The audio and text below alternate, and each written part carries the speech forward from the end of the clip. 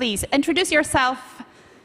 Yeah, so Joanna von der Merwe from the Center for European Policy Analysis in DC.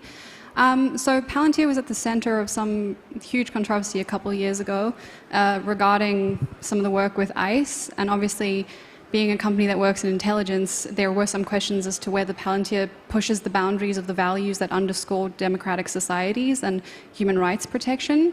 What has Palantir done to address that, and can you give us some insight into how these companies are changing and adapting to really embody the values-based way in which we run societies and taking that in? I know I work very closely with your head of ethics, so just some insights and lessons that can be learned for other technological companies looking to work both commercial and Palantir in military.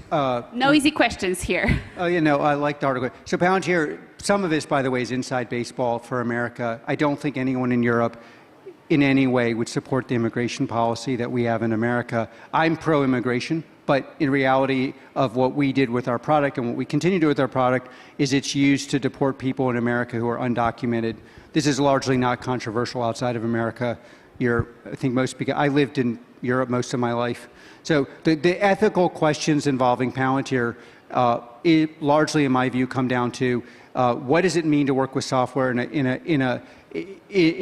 a civil society, and that comes down to who sees the data, under what conditions, can you conform with GDPR or ethical contribution, ethical strictures, legal normative components in America and globally. What's interesting about Palantir is there's only one platform I know of the world that actually conforms to these, and that's Palantir, which is why so much of Europe is powered by Palantir. And unfortunately in America, some of the critiques are just politicization. I'm very in favor of actual only buying software that conforms to the strictest norms, both because it's good for society and it's great for Palantir. And you see this in the countries that have adopted Palantir. Let me give you a slightly different riff on this.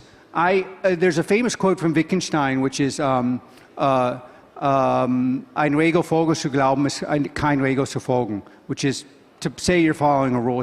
I believe the most important thing Palantir is actually doing is not whether we should be used to deport undocumented people in America, most of which were in the context of where we were doing it, involved in felonious behavior. I think that ends actually is more politicization than a real issue. I do think there are real issues around profiling and when do you use this software in a local jurisdictional context. We've walked away from building databases against Muslims and many other things. And there's some very, very legitimate issues that are concerning that are hard to answer in courts in a short form. But